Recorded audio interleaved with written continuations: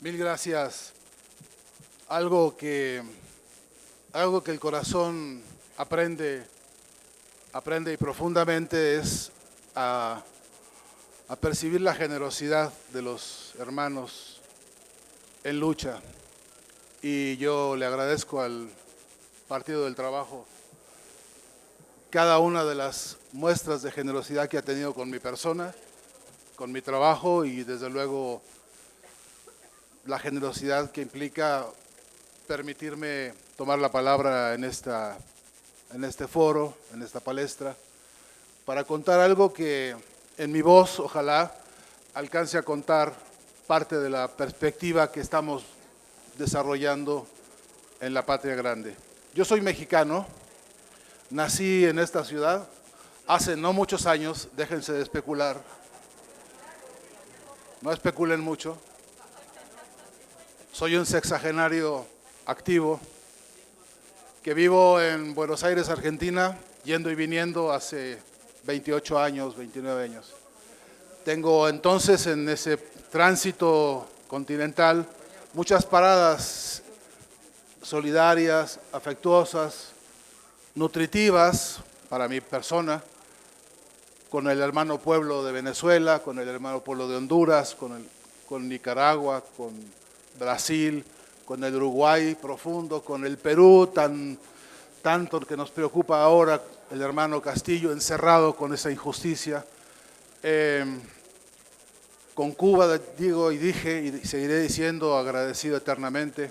Así que he tenido la fortuna de ir recogiendo y aprendiendo del continente cosas que yo siempre trato de sintetizar cuando tengo oportunidad de compartir algunas reflexiones. Y trataré de ser muy sintético, ojalá lo logre. Miren, en el año 1980 se produjo un informe, Naciones Unidas junto con la UNESCO, produjeron un informe, por primera vez se hizo un estudio a nivel mundial sobre los problemas de la comunicación.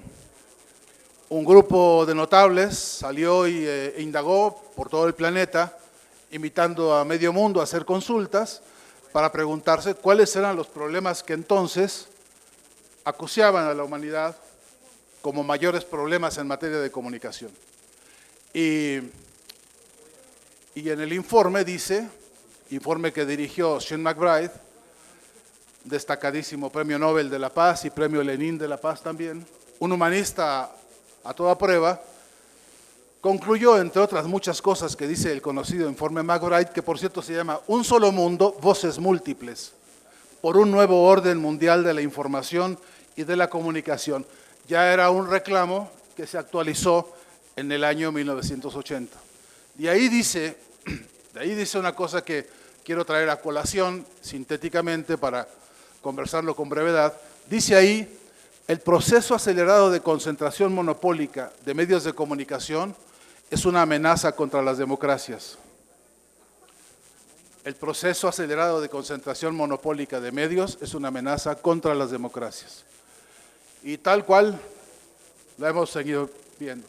En aquel entonces, los que hicieron el informe McBride se escandalizaron porque sacaron cuentas.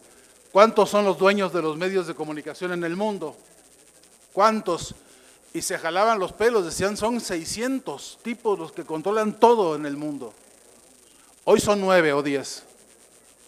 O sea que la cosa empeoró bastante. Y el escenario de concentración monopólica ahora incluye las llamadas, yo digo mal llamadas, redes sociales. El Internet al que aludió Ignacio Ramonet ahora.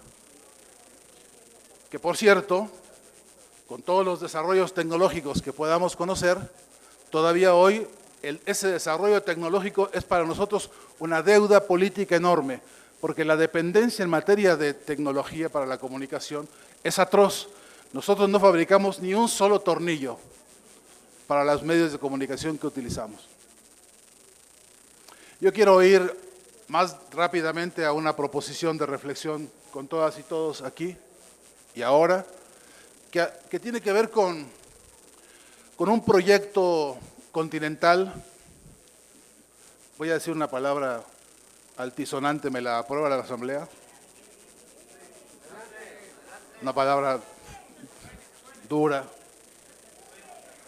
nadie se ofenda. Autocrítica.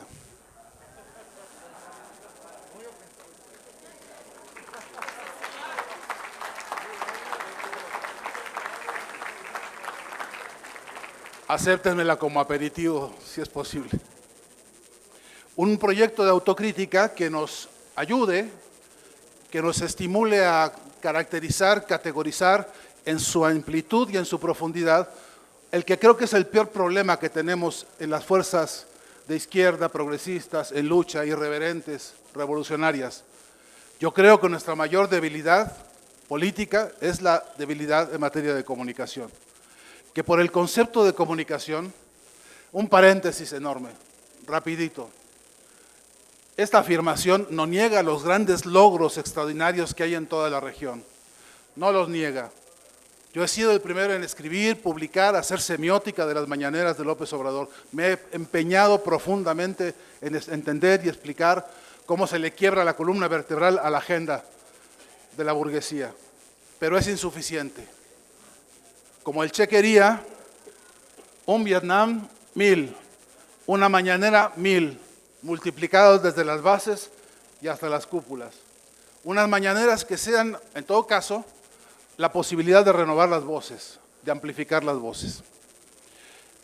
Si fuese posible que en el marco de esta idea de autocrítica pudiésemos inscribir como objeto de estudio nuestras debilidades en materia de comunicación, necesitaríamos con urgencia construir una semiótica emancipatoria, una semiótica de combate, una semiótica que nos permita entrarle de lleno y de fondo a la producción y construcción de sentido.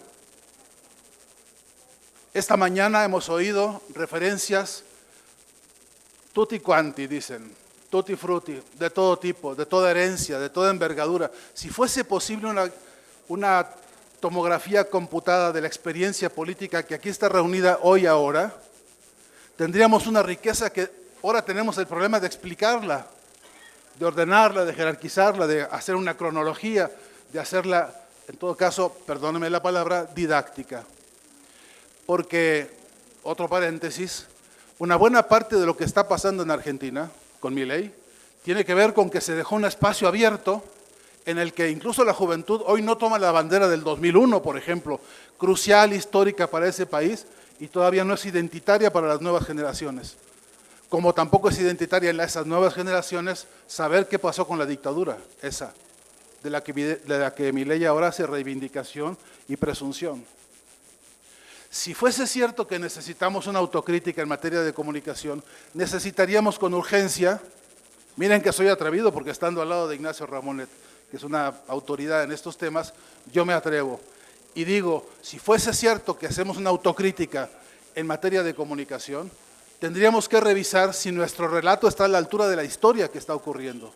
Si de veras sabemos contarla como se debe, a estas horas, con los predicados correctos, con la adjetivación precisa, y si estamos entendiendo que estamos disputando sentido minuto a minuto, que el problema es la disputa por el sentido, y que tenemos que construir una semiótica de combate para disputar sentido y construir sentido nuevo. Un sentido que tenga concordancia, pertenencia con los tiempos ahora, con estos cambios de los que ya, por fortuna, Ignacio adelantó tan ampliamente. Pero si fuese posible semejante ejercicio de reflexión autocrítica, reflexión, qué palabra, indispensable en la producción de teoría, necesitaríamos, sí, reformular una corriente portentosa latinoamericana de teoría y de pensamiento y de filosofía humanista para nuestro tiempo.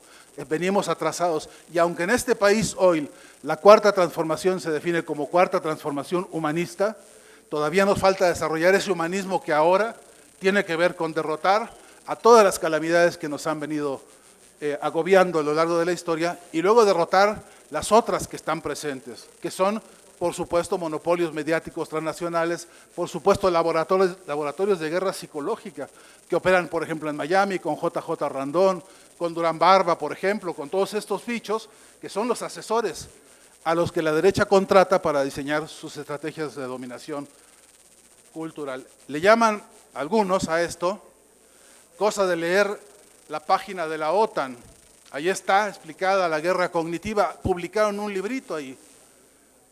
3 o 4 premisas del libro, me detengo solamente a mencionarlos para concluir. Dice ahí, los nuevos escenarios de la guerra en el mundo no van a ser los territorios de los pueblos. La guerra va a librarse en el cerebro de las personas. Eso ya empezó.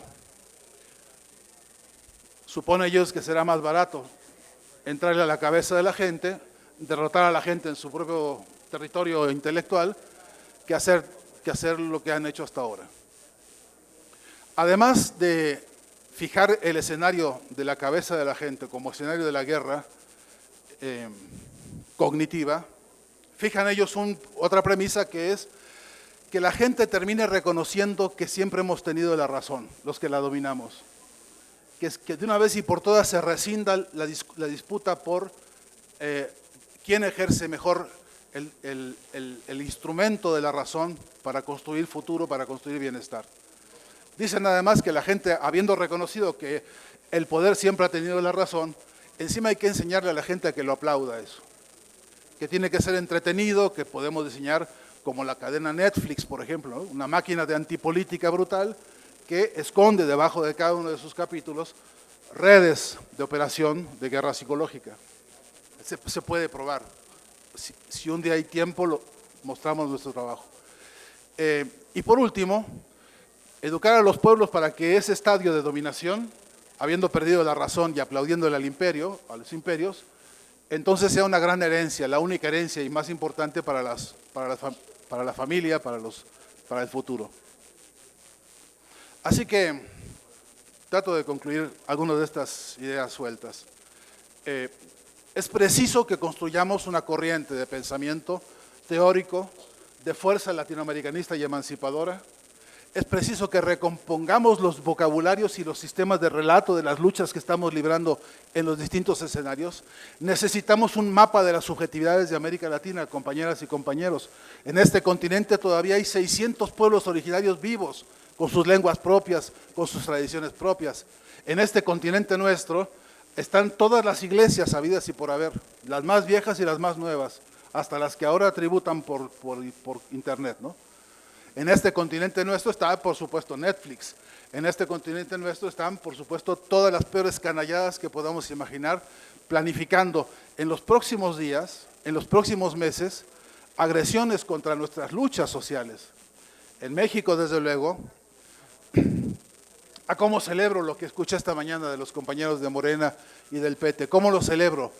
Pero cuidado con el triunfalismo, compañeros. De aquí a las elecciones, ellos están preparando una cantidad linda de canalladas, del tipo Milei. Acá hay uno, ¿no? O varios. En el continente hay como 80 Mileis ahora, dando vueltas, más o menos. Y la pregunta dura es si estamos nosotros en nuestras organizaciones políticas dándole un lugar al debate sobre la problemática comunicacional y cómo articulamos el relato necesario para este tiempo. Una corriente de comunicación, una corriente teórica, una corriente filosófico-humanística que de una vez y por todas nos permita acercarnos a eso que Hugo Chávez escribió en su Plan de la Patria. Uno de los 5 puntos cruciales es fijar un punto de no retorno, clavar los frenos para que entonces no perdamos lo ganado, no perdamos lo conquistado. Para de una vez y por todas, un buen día de estos, venir a uno de estos que cumplirán muchos años más seguramente, encuentros como este, y podamos una vez más brindar, celebrar, vivar las luchas y también haber, por supuesto, triunfado en el campo de la batalla por el sentido. Y nunca más nos vendan la palabra libertad en boca de un esclavista, para que los pueblos no voten por sus esclavistas. Muchas gracias.